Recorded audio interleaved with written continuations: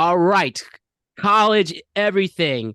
So not only are we going to discuss college football week 10, of course, and by the way, we're back after I was sick on last Thursday. So we're back here to discuss college football.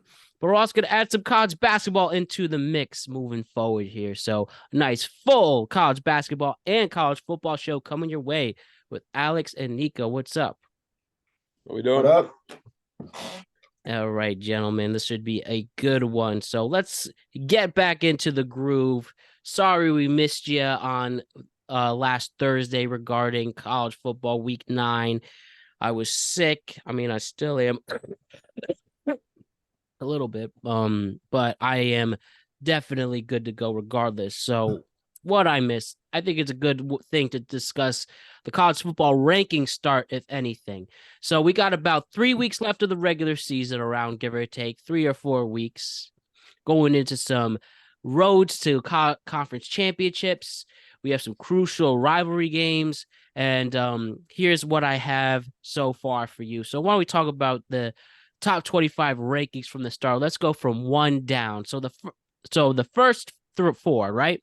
The top four. We have Georgia ranked at number 1, Michigan at number 2, Ohio State at number 3, Florida State at number 4. Some other schools that are right behind them include Washington, Oregon with 1 loss, ranked 6. Washington's 5th. Texas at 7th, ranked 7th with just 1 loss. Alabama ranked at 8th with just 1 loss. And then other schools in there include Penn State, Mississippi, Louisville, Oregon State, Utah, are all in the mix here. But focusing on the first 4, Georgia, Michigan, Ohio State, Florida State. Do you think this is pretty accurate after the first 9 weeks of the college football season? I think I'm it's gonna say fair. you go first, Alex. Well, I'll just keep it quick. I think it's pretty fair. I think it's pretty representative. You're always going to have a little bit of a nod to the SEC team that's in the mix, but Florida State with not only asterisks, I think that you could kind of interchange them with Washington week to week. Florida State's had a couple gimmies, little tight games during the year, and same with Washington where they played lackluster. So I think you could flex those neither out, but just depends on how the ACC plays out, and same with the Pac-12. Yeah, completely agree. Top 3 are staple. Obviously, those have to be the top 3. But I personally like to see Washington get into that 4th spot, even though it's kind of early. And like Alex mentioned, depending on the matchups and how they compete versus teams, it's going to switch every week from here on out until one of those teams goes down. But I just really thought how strong the Pac-12 is that Washington deserved the nod over Florida State for the initial rankings. Obviously, it's something that we're going to see. It's going to be back and forth. And we'll see. Oregon being that 6 even too. I really think once Oregon does beat Washington in the Pac-12 championship, because I called that a couple weeks ago and it's still going to happen. It's going to be a real argument if Florida State wins out. You can't let Florida State not be in if they're undefeated. But the reality is, I just don't think Florida State is as good as the top 3 teams. What's really interesting to me that's sticking out here of the teams still in the mix is Alabama. They've been playing much better as of late. They are on a 7-game winning streak. At first, maybe the first 4 of those were a little tight. Somehow the University of South Florida gave them a run, but a convincing win against LSU last week. And I think if they win out, they might and there's no other I think if they win out and say one of these 4 do lose, it's going to be a bad sign for those other teams. I think Bama can slip right in there. Do you guys agree? Yeah, I mean, they're on a crash course to win their side of the SEC. It's going to be something that we saw the past couple years. It's going to be Bama, Georgia in that SEC championship game on Championship Saturday. And Right. it's such a hard situation, and this is why I can't wait for the 12th team next year, because if Florida State wins out, goes undefeated, say Washington wins out, they go undefeated, and say Michigan or Ohio State, one of those teams stay undefeated. How do you look Bama in the face if they do somehow beat Georgia in that December matchup and Mhm. not put them in the playoff? And how do you Mhm. say the same thing with Georgia, where if Georgia does lose that game, they're back-to-back national championships. They lost 1 game in 2 years, and you're going to penalize them for it? It's very challenging. And and I'm very excited. I'm so this is my favorite time of the year. This month, Thanksgiving coming up, favorite holiday, but I'm so excited for this playoff impact. But yeah, I hope Bama wins out. I hope Georgia wins out. I want to see December 3rd come, and I want to see the Bama, Georgia SEC championship, and it's going to be a shit show for the committee that night. Yeah, 100%. I think Texas and Bama are overvalued, but I think against when we compare them against the championship games upcoming, I think that they're neck and neck because I think Georgia's had a cupcake schedule all year. They probably had the easiest of the top 25, to be quite honest. Definitely agree. So they're with definitely, they're definitely in a crash course. I don't like the points on Penn State. I think they're a little overvalued as well. And it's just going to be interesting to see how these championship games shake out. I think it shows you after this weekend, and we'll talk about it later in the show, what the committee thought of Oklahoma after that loss, dropping them, usurping Missouri and Oklahoma State. That was wild. And I think that there's probably zero chance that a Big 12 team gets even close. They'll probably just be like a low bowl game. But that's all I got at the moment. I think it's a pretty good standstill as we look at it about a month out from the championship games. No doubt about it. Definitely good perspective. And we do have to discuss this. And with the number ranked 2, Michigan. So we began to discuss the sign stealing scandal, and it's only grown a lot more since then. So first we have that assistant getting caught on camera, like the Central Michigan game, looking quite silly. Unfortunately, Michigan did dismiss him. Now, ever since this happened, the Big Ten, all the Big Ten presidents and the athletic directors and coaches are honestly screaming for him and Michigan and Harbaugh's head. I mean, after Michigan's win against Purdue last week, the Purdue head coach didn't even bother to shake Harbaugh's hand. The Big Ten did release a letter to them early as today, Wednesday. So they got pretty much a warning and a slap on the wrist. That's pretty much what it looks like it's going to. As of now, the time of this recording. And in that letter, the Big Ten states, the conference should act cautiously when settling precedent given the reality that in-person scouting, collusion among opponents, and other violations should be monitored here, right? And so it's all turning to a big mess pretty much. And I don't know if any more disciplinary action should come, but should Jim Harbaugh receive any discipline or the actual program? That's my big question, I should say. Should Michigan suffer any consequences from the sign stealing scandal?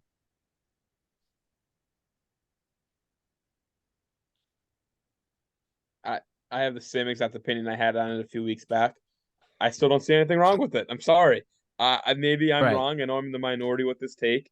The one thing that I'm very, very happy about, and I hope the NCAA is listening, you have to let these players wear a headset. Like the green sticker rule in the NFL. A quarterback should have a headset on, and the defensive captain should be able to hear the play calls. That's something the NCAA has been against, and I never understood it. Why? But hopefully this is going to be a wake up call for them. But with that being said, Astros cheating scandal in baseball is completely different. You were looking at the pitches, things like that. With this, I just think it's smart. Why not go to a Northwestern Minnesota game or Northwestern Ohio State and pick up some signs? If they're not going to change it up, that's on them. I still don't see something wrong with it. And I know I'm wrong in this take. I know a lot of people disagree with me, but I just don't see an issue what Michigan did. To an extent, I don't like the colluding amongst other teams and stuff. That's where I draw the line. But for them to send people out, scouting other team sidelines, I still don't see anything wrong with it. And I do think technically a rule wasn't even broken either, like in the bylaws. The loophole. Yeah. Yeah, if there's no precedent, I mean, I kind of fall along Nico's lines there too. Like I don't really see an ethical an ethical issue to a line across. But to be honest, this is kind of a stalemate for me. I don't really have an opinion on this, to be quite honest. I think that certain tactics for how to game plan and how to cheat are just part of the game. And I think it is very different. It's apples and oranges when you're talking about like an Astro situation or another team's cheating scandal type of situation.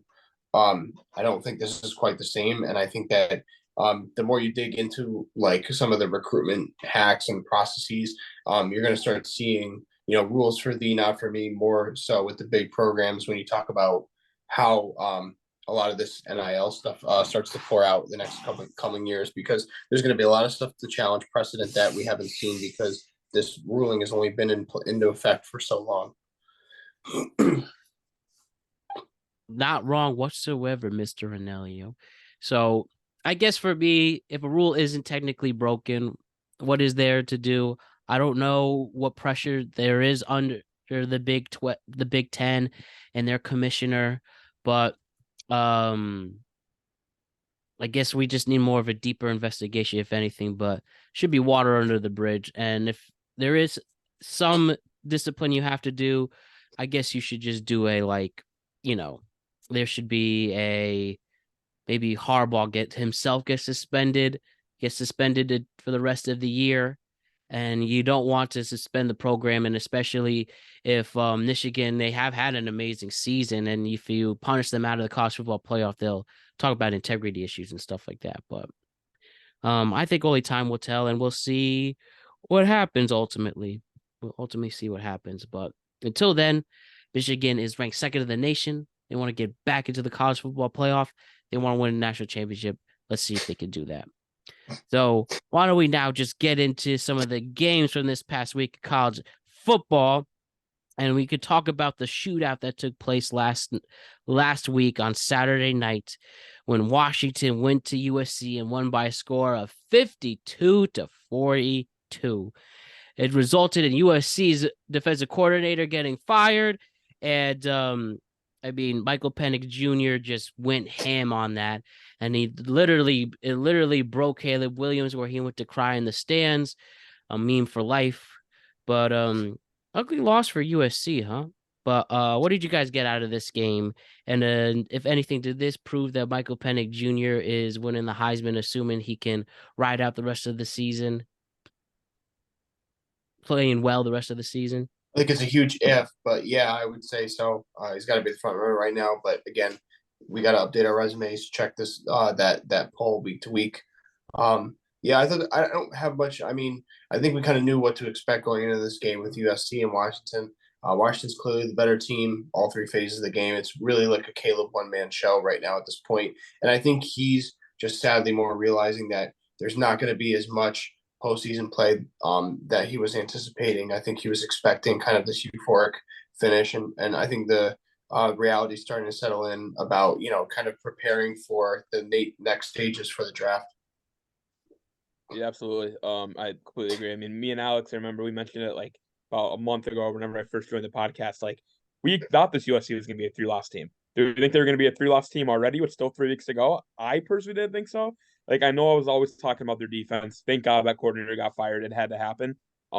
That emotion moment in Caleb Williams in the stands was, I like seeing stuff like that. To me, it was just like, what else do I have to do? Like, he had a perfect pass rating, played his balls off.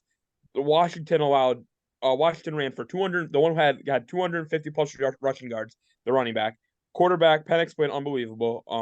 And hey, Washington is a legit football team. Washington is going to be tested again. They're probably going to play Oregon in the Pac-12 championship in a rematch.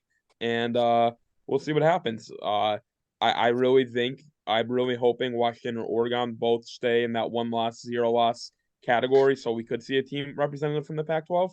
But hey, Caleb Williams is doing nothing to hurt his stock. He's going to have to keep improving it week in and week out. And unfortunately, USC stinks out loud defensively. Yeah, until once Caleb goes, I think they have a road to relevancy ahead of them. Well. And again, I talked about this the last time, but I really see so many people doubting Caleb after this loss. I still think he's it's obvious he's still going to be the number 1 overall pick, the way he's marketed, the way he's talked about, assuming he decides to not declare, if he doesn't want to go to the Arizona Cardinals and such, but he's going to be fine. Let Might be going him. to your. He might be going to your Giants. I think he Yeah, should. we'll I see. think We that's need what the Giants should do. anything better. We need to know it's time for a change there. So I'll let that Giants rant in there for another day. But I don't know. But regardless, he's going number one. And um I still was really excited to see Pennix Jr. That's going to be, like you said, the real challenge is not only this upcoming week, but the Pac-12 championship, assuming they get there. Yeah, And then and I don't mean to stay on the same topic, but the one thing I wouldn't mind seeing is if Washington does win out and they do beat Oregon or even possibly Utah, maybe but most likely going to be Oregon in that Pac-12 title. I would love to see Penix versus like an SEC defense. I would love to see him versus like yeah, Georgia or even a Michigan Big Ten D. I think the kid's legit. Obviously, he's proved that he's legit, but I really am curious to see what he can do versus a Michigan versus Georgia, who's going to have 5 players on that defensive side of the ball being NFL players in a year. Yeah, I got nothing else to add to that. so why don't we move on? But good stuff ahead and talk about Alabama versus LSU and Alabama's convincing victory over the Tigers, continuing not only what has to be an extremely frustrating season for LSU in general, tough early season losses, and then, not being able to capitalize on Bama this week. And now Bama has some more momentum coming into this huge, huge win.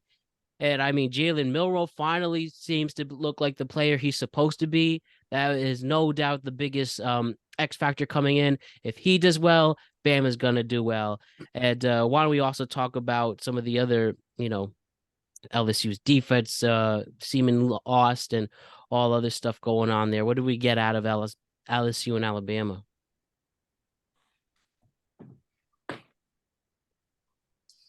Uh, I don't know. It's Bama. I'm just again, I've seen too much at the beginning of the season. I'm not quite convinced. I think that LSU is slowly ascending.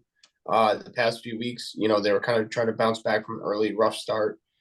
Brian Kelly's trying to save face here towards the latter half of the season, but I mean, Alabama was impressive on third down. They held their own. They played a good game at home. But there's nothing that jumped off the screen for me when I watched Bama. I understand that this was almost a 1,000-yard game combined between the two teams, but that's just SEC football in my opinion. I can't really quite take them seriously until they either beat or draw to a tight end with Georgia. So again, I didn't really parse too much from this game. I thought it was just a great game to watch. Yeah, I mean, I just think this Bama team is clicking right now, and there's someone you don't want to see this time of the year. I think Saban finally figured out what he needs to do with this team in order to be the Alabama teams of the past. The one thing I will say, this is the second week in a row where we saw Bama just completely dominate the second half. They let them play around for the first half. I know LSU second quarter scored a little bit, but Bama comes out firing in that third quarter, stay strong in that fourth quarter. There's times in that fourth quarter where LSU don't want to line up against that Bama defense. And I really just think Bama on both sides of the football is being physical. They're playing well. Nick Saban knows exactly what he has to do with Milroe in that offense. And hey, like Alex mentioned, it's going to be a crash course right to Georgia, and we'll see what happens in exactly 26 days from now.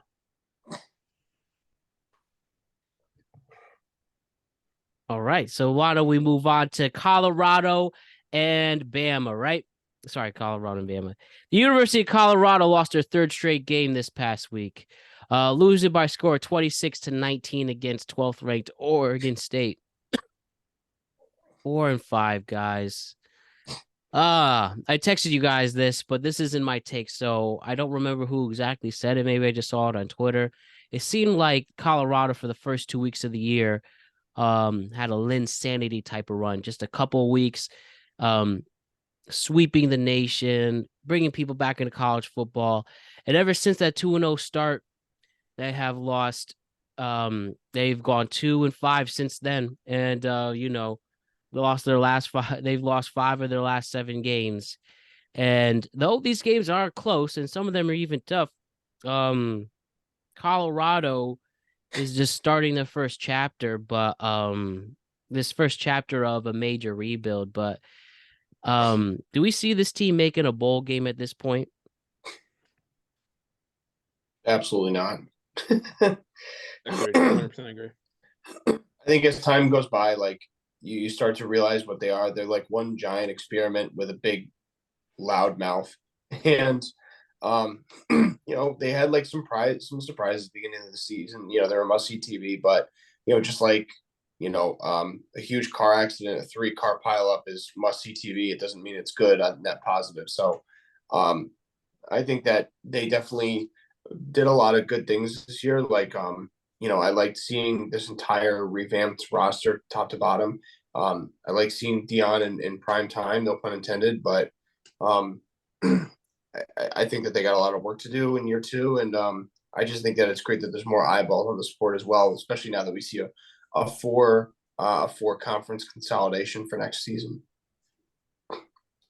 I have my same Colorado take I've had for the past month, and the viewers are going to probably get sick of hearing it.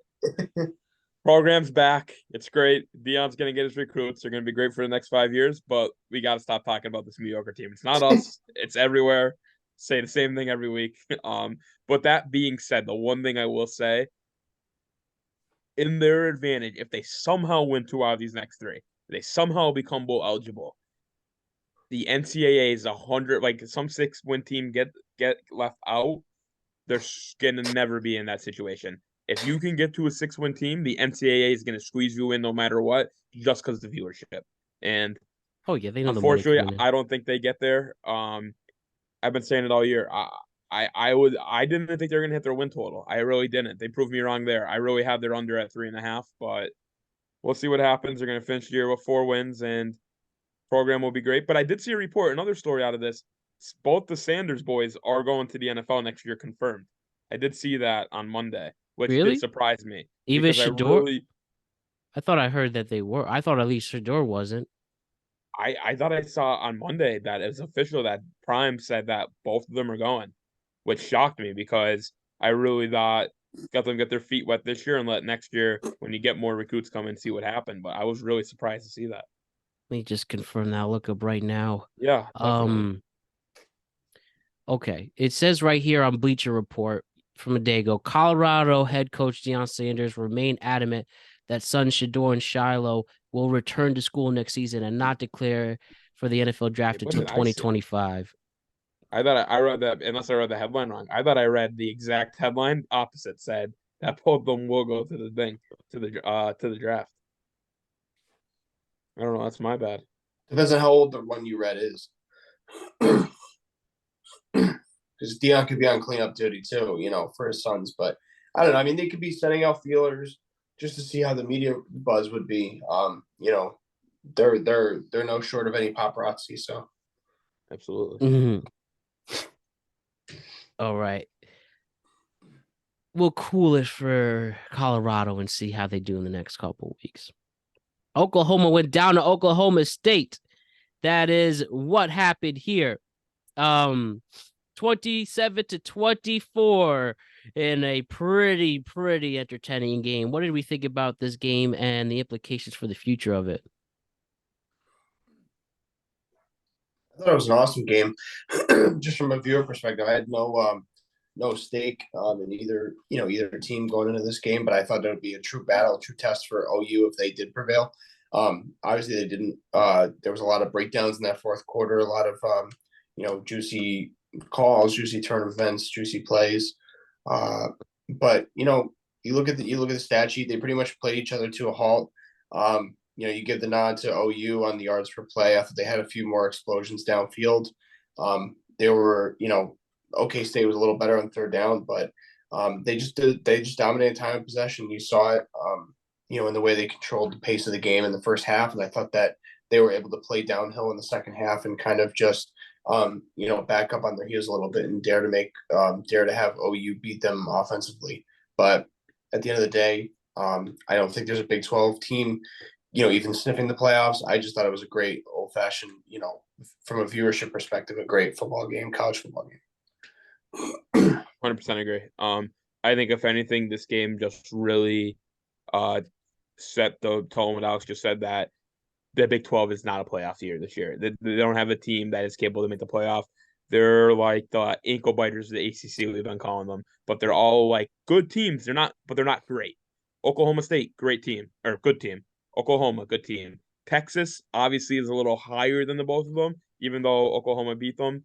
I just really don't think the Big 12 can produce enough to make it to the playoff for me. But it was a fun game to watch. Great football game to watch. I had a great time watching that this Saturday. Yeah, like you raise a great point with the parallels to the ACC. Like I love Kansas, I love K-State. There's a lot of good teams like right in that middle of the pack, for sure. And that's why I think they are like the Louisvilles, the NC States, the Dukes, all teams that are good and can win football games, but they're not great, and that's the difference. North Carolina, yep. All right, this is a good transition. Now let's talk about week 11. Crucial games coming up, and let us talk about the most crucial games. So first we have Penn State and Michigan, a game we've been waiting for. We have circled on the calendar. Nicho, you particularly enjoyed this matchup, so here it is. 12 p.m., Happy Valley. Number 3rd ranked Michigan is going up against number 10th ranked Penn State. Michigan is opening as your favorite at -4.5, and your over-under is 44.5. Talk to me on what you think is going to happen. I'm very, very upset with myself. And the reason why I say that is I watch the games on Sundays, NFL games with a bunch of people, and our favorite thing to do in between the 4 o'clocks and the Sunday night football game is to guess the lines of the Saturday games for the next week. We all had the Penn State line at 3. This line was at 6.5. It opened on Sunday. I should have bet this game on Sunday, got the line at 6.5. I am still very adamant that I really think Penn State wins this football game. I will die on that hill until 3:30 on Saturday when I'm officially proved wrong that Penn State just can't win the big game. I think this is Penn State's team, even though how bad they played against Ohio State. I'm still staying true to what I said since I joined this podcast. I think Penn State wins this game. Ohio State or Michigan beats Ohio State, and then we're in a big fuckery. Oh, we're in a big situation where we don't know what we're gonna do with each one-loss team, and that's just bottom line. I'm gonna stay true to my word. Give me Penn State money line in this game. I don't even want the 4.5. Like I said, I'm so mad at myself. I didn't put this game in on Sunday when it was 6.5. I'm so mad. Yeah. I'm with you on Penn State for a number of different reasons, but mostly because they have to win, not because I believe that they're going to win. I kind of fall into the love story of like, you know, these teams that have these rebuild modes and they're making headwinds in the bigger conference. I think Penn State's in that class. I think that they're class personified in 2023. I think that they're going to be right up there, you know, neck and neck with Ohio State and Michigan moving forward. But I just don't think that they can cap it this year. But if they can keep it close going into the fourth quarter, I think they can make things uncomfortable for Michigan in that offense. I think that, you know, Michigan's always historically been a top-heavy defensive team, but they've really had to rely on their offense this year. And I think that if Penn State can get behind that crowd, if they're going to white it out, they're going to put it on lock. I think that they can, you know, they might pull it off the last drive. Who knows? The line at 6 is a little too close for comfort. It felt like 3 coming out, and I see why it's 6 now. But yeah, it's going to be a great game. Yeah, and I don't mean to stand the same game too. And Alex, you're right. Like the line at this point makes 100% sense after Penn State versus Ohio State, after what Michigan's been doing to these bad teams. You're 100% right. The one thing I do want to touch on about the whiteout and things like that, I think all of this partnership with Fox in the Big Ten and these big noon Saturday games is killing Penn State. If this game is Sunday night whiteout prime time in Happy Valley, I think it's arguably a pick 'em. Since this game is at noon on a Saturday, still very important. Still the prime time game for noon on Saturday. I just think that does hurt Penn State. If this was the official whiteout game as it should be, prime time, pitch black out, all you see is the Nittany Lion crowd screaming. I really think Penn State had such a better chance. But you know, I totally disagree. I think like the 12 o'clock kick benefits Penn State, especially at home, because you got all that inertia, you got that adrenaline going. You're playing from in your comfort zone. Whereas Michigan, they got to travel, and I know they're not really crossing time zones, but still, like it's a lot more for an opposing team coming into a house where they're pretty much matched neck and neck. I think it's more difficult for Michigan opposed to like a 3:30 kick where they would definitely have the edge. Michigan. Correct. No, it's a good point. It's a double-edged sword, 100%.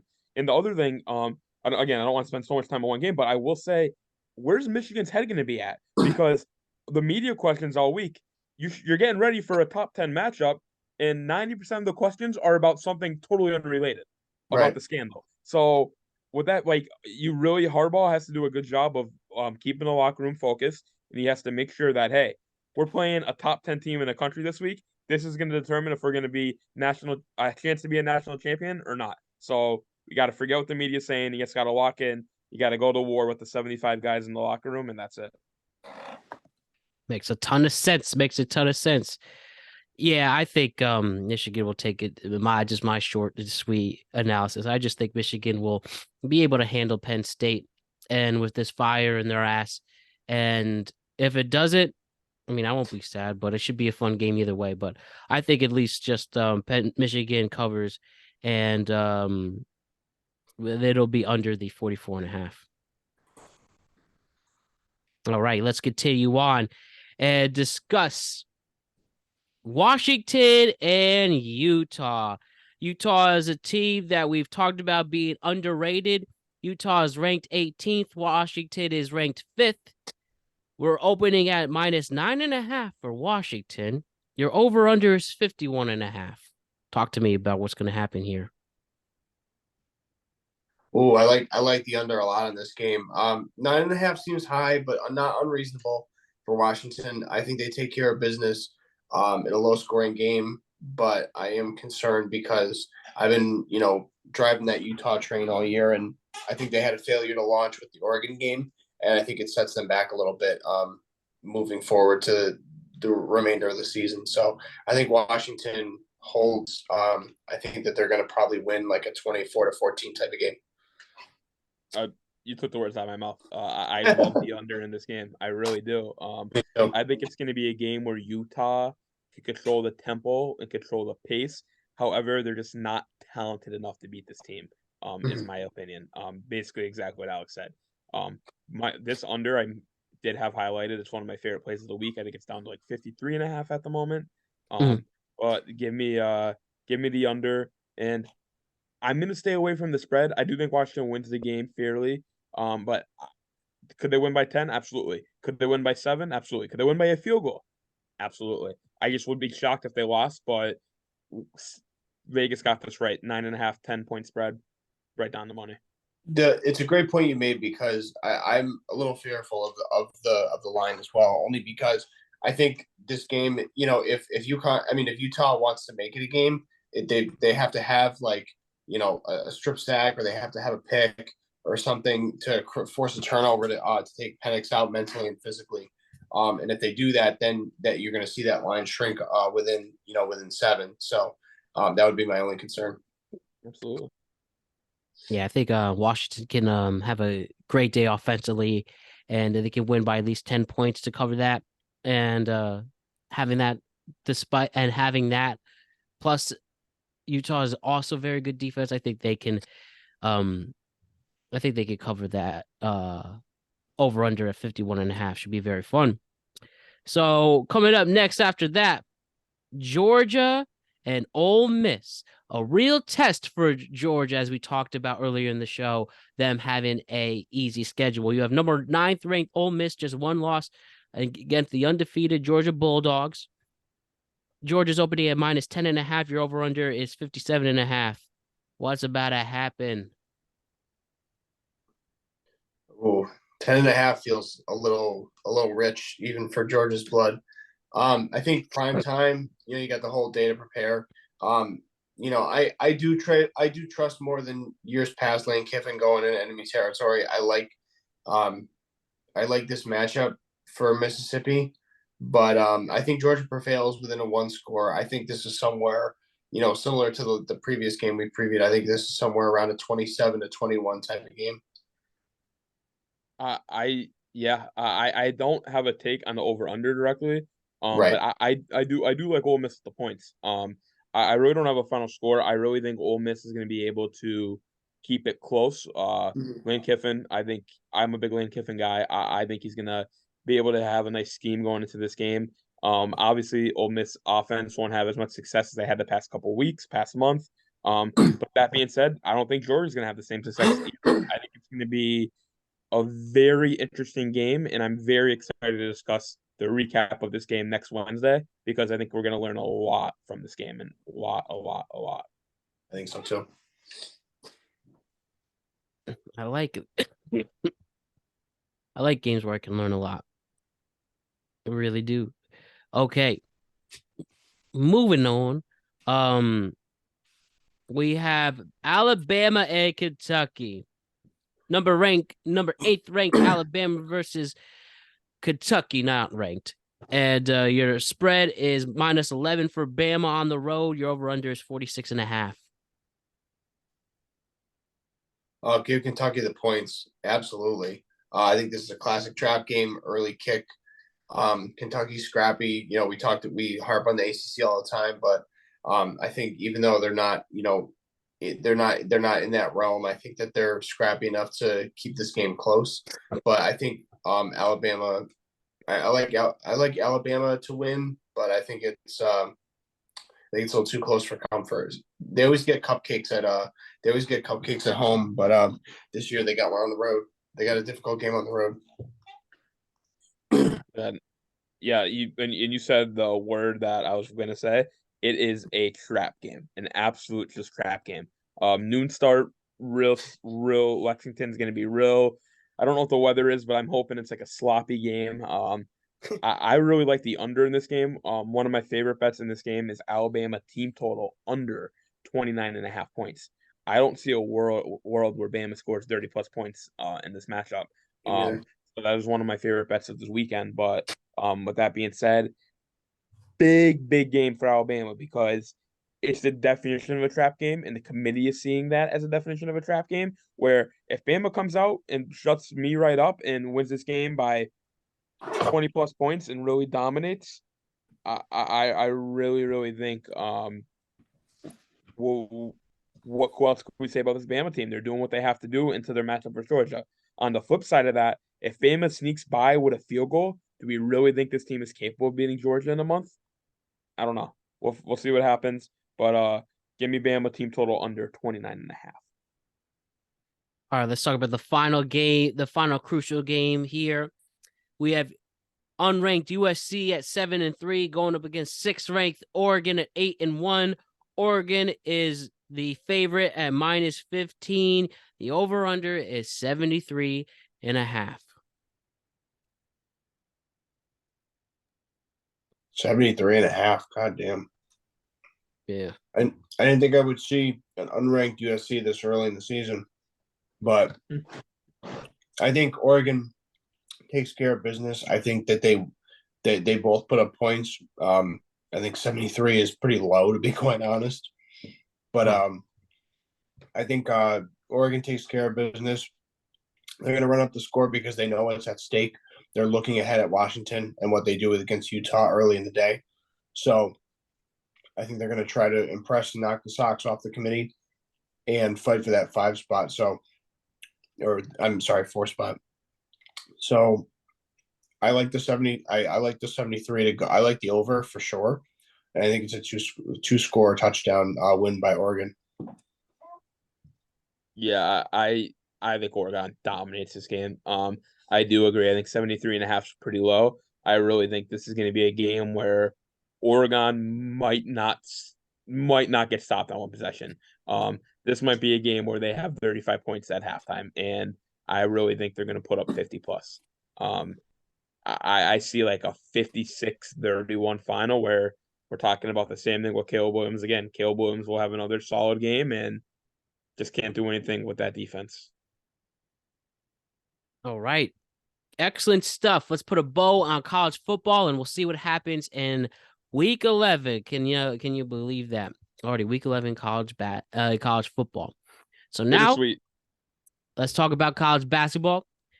Obviously, college basketball has started this week, both the men and women. We'll be focusing on the men right now. So where do I start? Very excited. UConn is competing for a repeat of the national championship. We'll get into them shortly.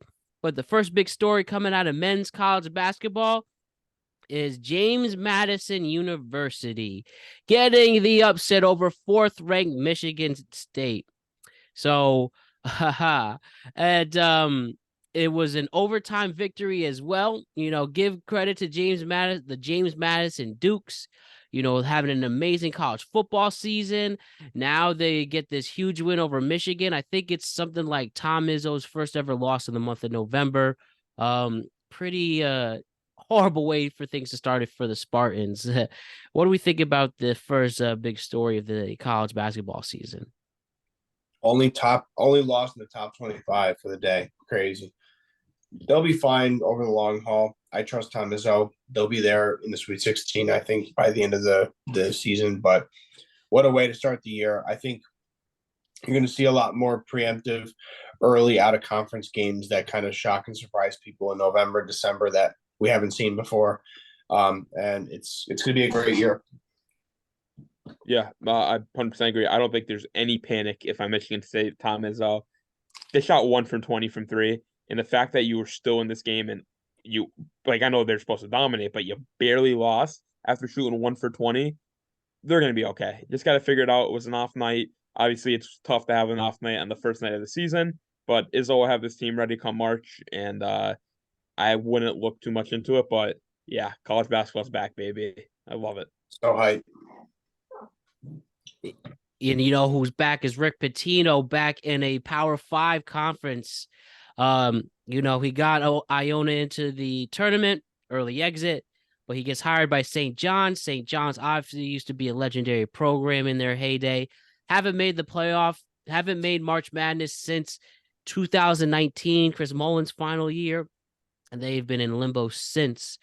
But trying to get back to some glory, they get a big win over Stony Brook to start their season. How we feel about Rick Pitino coming back, and do you think he can turn around St. John's program? Rick Pitino, I take him to strip clubs and casino. Let me go. I love Rick Pitino. I love St. John's too. Even Alex can attest to this too. The old Big East. It's good to see these teams good. I love when a team like St. John's is going to be good. I'm so excited to see what this team can do. They're going to get better every single week.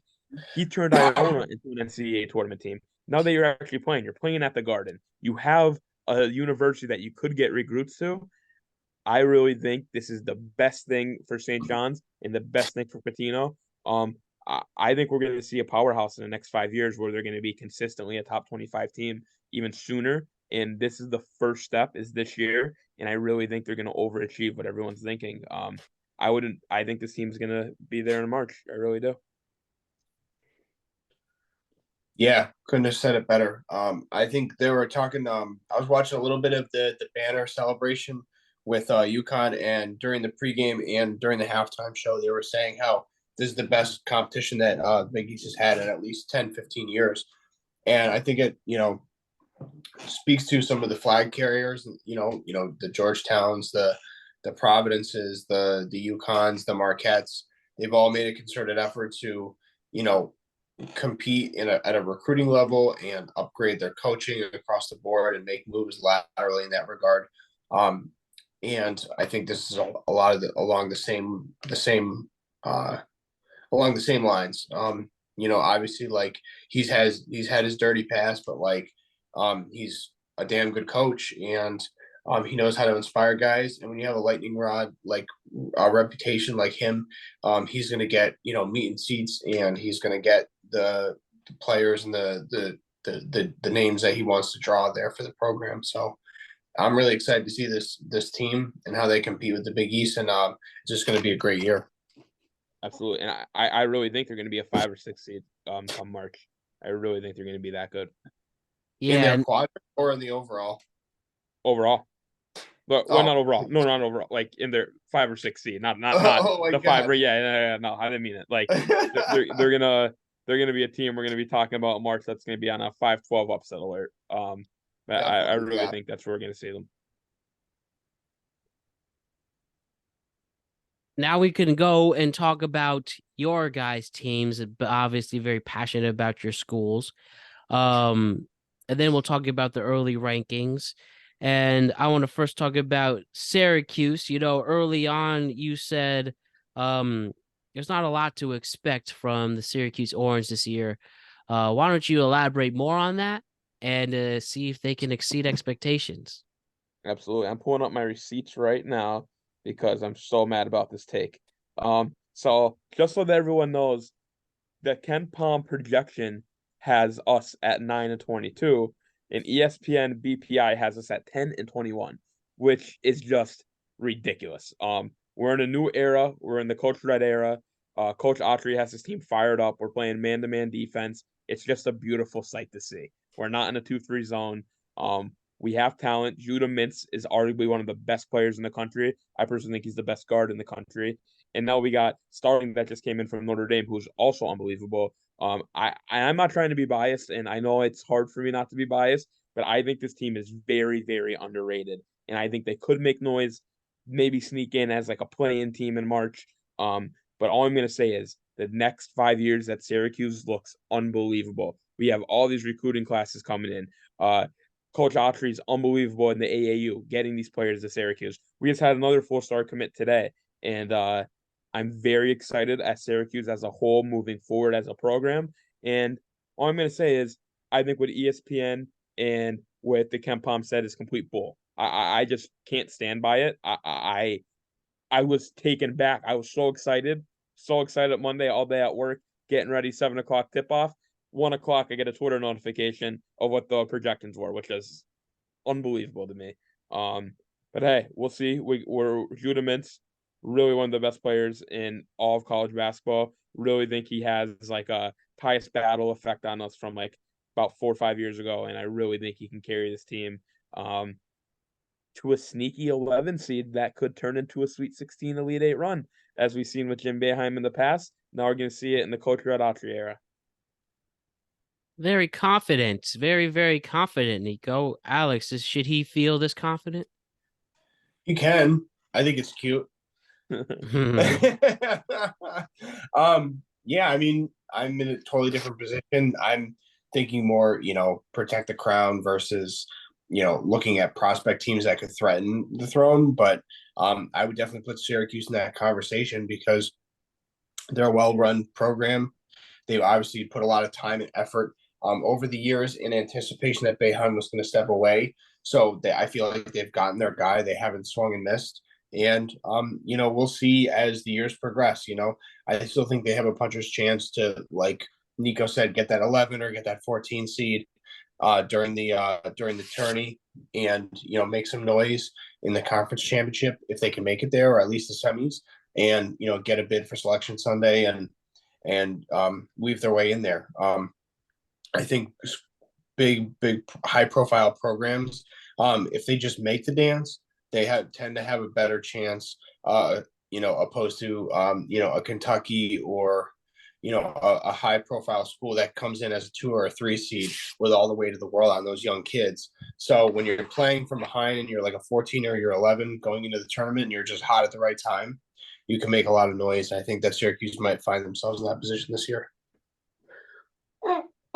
I respect it. Now switching to UConn. UConn won the national championship last year. They're opening ranked 6th in the nation.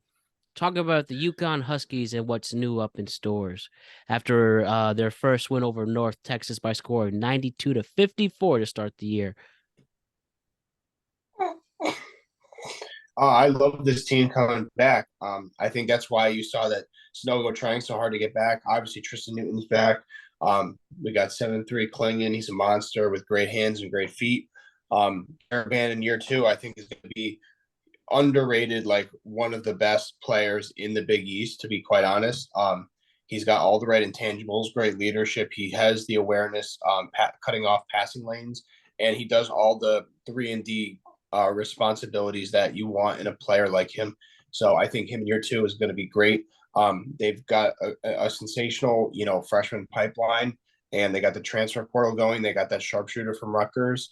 It seems like they've replaced and replenished all of the deficiencies that they lost in the draft with Jackson leaving, with Diarra leaving, and with Hawkins leaving. So I think that they have great leadership in the backcourt. They're going to have, their twin towers down below as well with Stephon Johnson.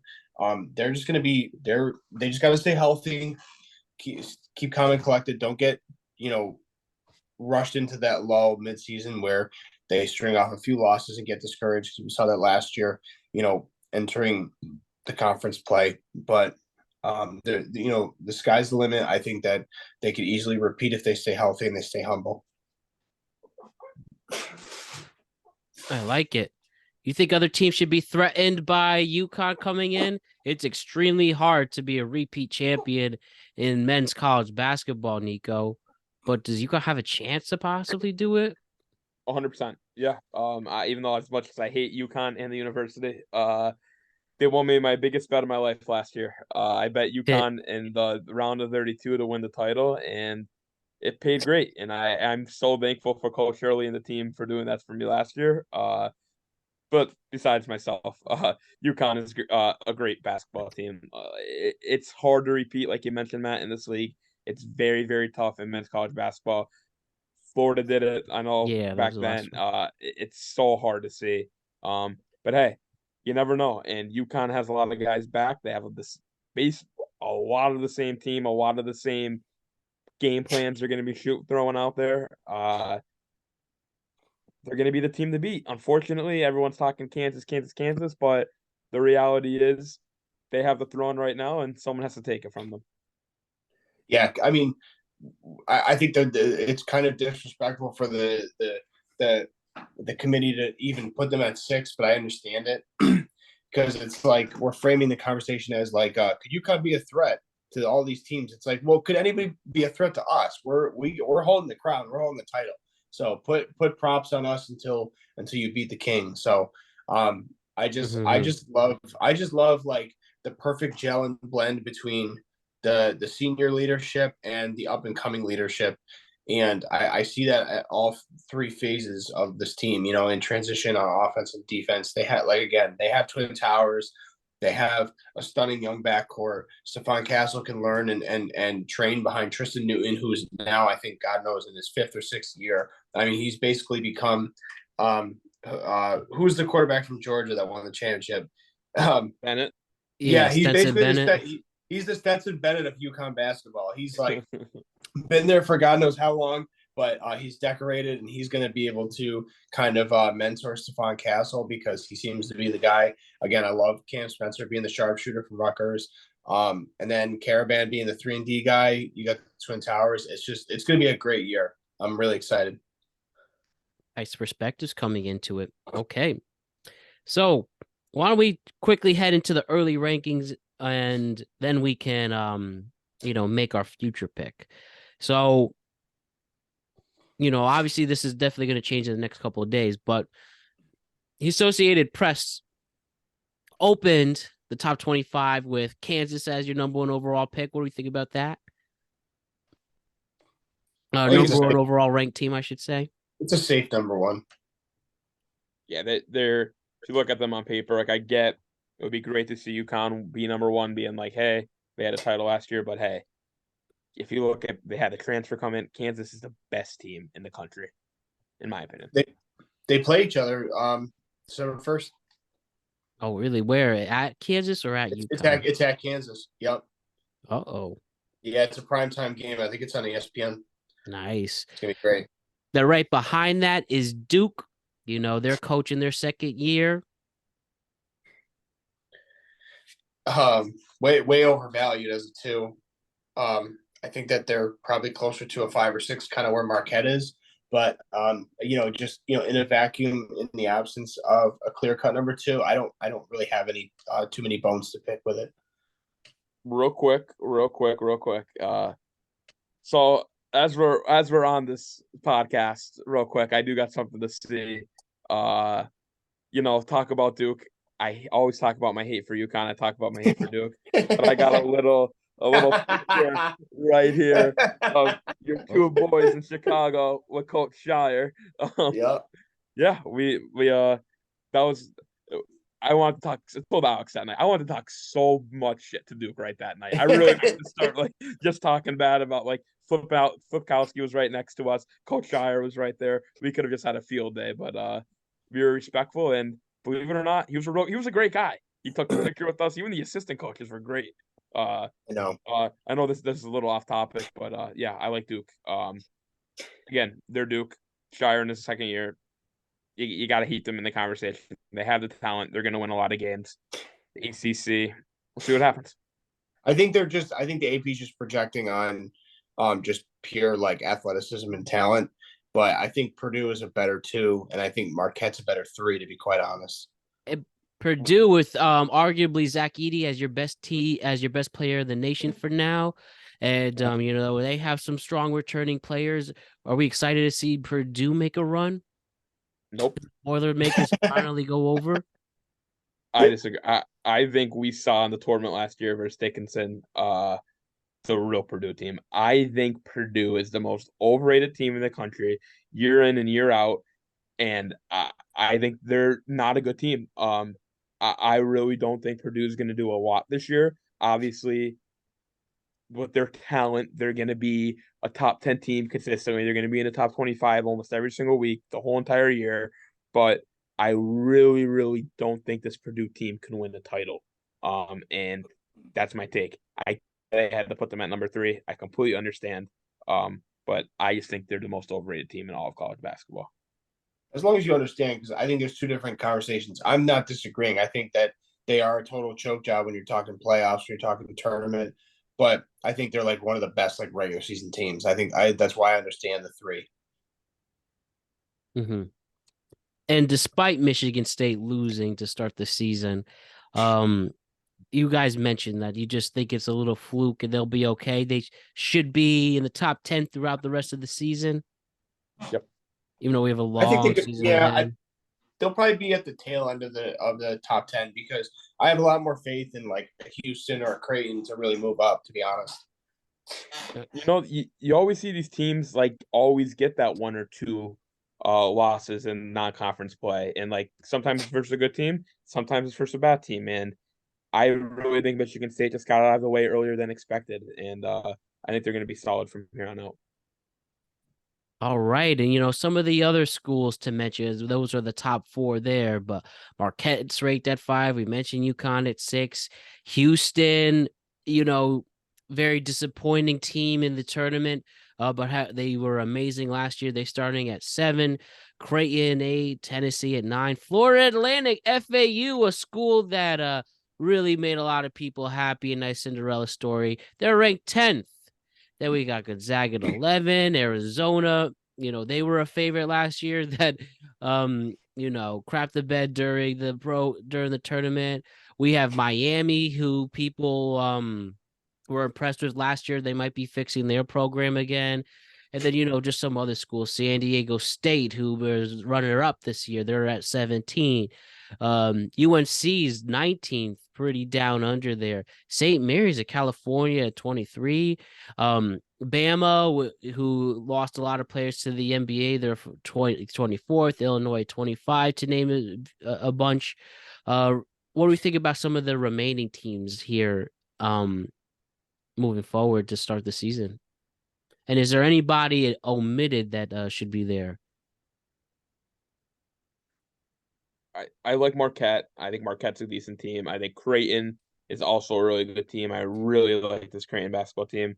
I'm just so excited for the Big East this year because even though it's not the true Big East, what I'm used to, or even what Alex is used to for that matter, the Big East is going to be so much fun to watch. So like Marquette, Creighton, teams like that, UConn, I'm very, very excited to see these matchups play forward. With that being said, the only one that really surprised me was North Carolina, especially with Baycott back. I really thought they could have been ranked a little bit higher, but hey, we'll see what time tells. the rankings in college basketball, it's just not nearly as important as college football, where Right.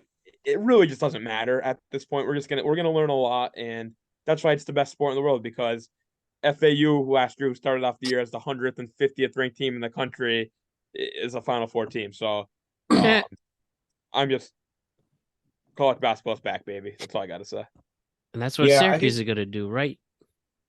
Yeah, except the only thing I hate about that with this mindset is I hate being a story program that people are like, oh, Cinderella story, Cinderella story. You can't be a Syracuse, you can't be a blue blood, even though people don't think we are. You can't be a Syracuse, a Kentucky, a team like that that's supposed to not be great and be considered a Cinderella. So we'll see. But Matt, to answer your question, I am praying that we are that hidden gem. I really am. Go for it. I think there's definitely teams at the back end of the top 25 that could be swapped out. I mean, I'm definitely I'm a little more bullish on Baylor. I think you could move Baylor up into the top 20. I think similarly with St. Mary's, up until you get to the all the way even past the WCC tournament, because I think they could easily beat a weaker Gonzaga this year. Miami seems a little overvalued, but I understand the ranking because of last season. They're bringing most of their team back, similar with Florida Atlantic. I would take USC out of there briefly, and I would take Villanova out of there briefly, only because I don't trust the coach for Villanova. His name's escaping me at the moment, but I also I just don't know what I'm getting you with USC. They always have leapers. They have athleticism, so they're going to win a lot of games. I understand, but I don't know the quality and quantity of the Pac-12 coming into this season. So that's a big test. And the one thing for me, like the biggest admission for me, because it hurts my heart, is like I love this Marquette team, and it pains me because I feel like they're going to be there at the end of the year with Creighton to give us headaches and fits, especially the second half of the season with the Big East tourney. But it's just, I'm really bullish on Marquette. I think they could easily be a top 3 team. All right, good stuff, guys. So, let us make our future picks once and for all. Put it on camera, put it here on the mics. Pick your national champion right here, right now, all the way in early November, to who is going to be cutting the hoops. I know it's in March, but it's technically the first weekend of April. But who is going to be cutting down the hoops? Who's going to be cutting down the strings during the blah. Who's going to be your national champion in college basketball this year? I have to pick UConn. I mean, I can't not. So I'm going to do it back-to-back titles. I'm going for it. The logical pick for me is Kansas, being one of the favorites. However, I really like Larinaga and this Miami basketball team. I think Miami's number 13 in the country. I think they're a sneaky team, and they're arguably have a top 3 talent, one of the top 3 most talented rosters in all of college basketball. I really think Miami is very good value right now at 400 or 40-1 on some books right now, and I really think it's a good bet. What's the bet right now on Arizona? Because Arizona seemed really low. 2,500. See 25-1. That seems like a real fall from grace, because I think that they were always they kind of got caught on their heels last year. I think they were better than they just had a bad game in the tournament, but to open up the tournament. But I like Arizona a lot as well.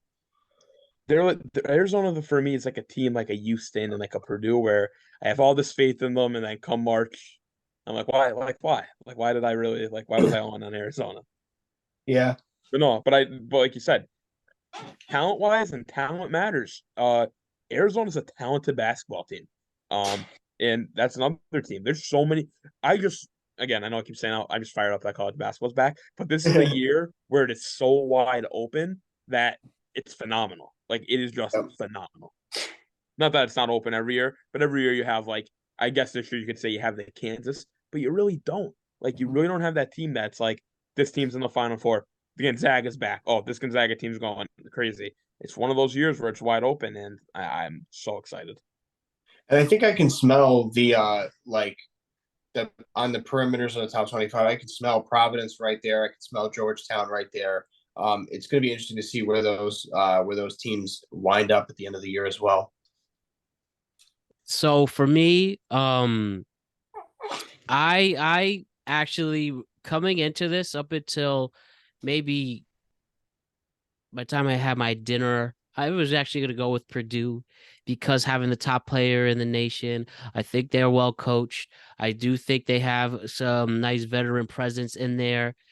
But because of that hype, I think usually they all fall and crumble down. A lot of people were excited about Bama. They thought they were a shoo-in with Brandon Miller, even him beating legal troubles, it seemed, that wasn't trying to bring him down. And of course they crumbled. So I think Purdue's going to probably have a great season and watch them lose in like the Sweet 16 or something. And I'm actually really excited about Duke this year. I think pretty much, they didn't lose a lot of players to the draft or the overseas. I think Josh Shayer in a new year is, learning the ropes there. I think they have a lot of good karma coming their way. And don't be surprised that the Duke Blue Devils, without Coach K, might be able to finally redeem themselves after some embarrassing losses in Coach K's final year, especially. Maybe there's something new. And a lot of those players were on that team as freshmen and now seniors, freshmen and sophomores and now seniors. I think the Duke Blue Devils might make a run for it. Interesting. Oh, also I figured out why Nico loves Miami as a pick because Larry Naga looks exactly like Boeheim. I knew you were gonna say it before you even finished the sentence. Yeah. No, I'm a Larry Naga guy. And I will say this, as much as I love Boeheim, Larry Naga always outcoached Boeheim for the past decade. Always outcoached him. Long lost brother? It looks like it. But with that being said, you can hang outside a nursing home and every 15th person might look like both of them. So he kind of looks like Boeheim and Popovich had a baby. Oh my. What a lovely couple there. But gentlemen, awesome stuff. Great perspective for college football. A great preview for college basketball. So let us see how this all unfolds. We'll see you next week. Let's see what happens in week 11 as we inch closer to some very big college championship games that are coming. Conference championship games that are on the way. And then we have we'll see how the first week of college basketball unfolds as well. So good stuff. Alex, Nico, good night. Red bleeds orange, baby.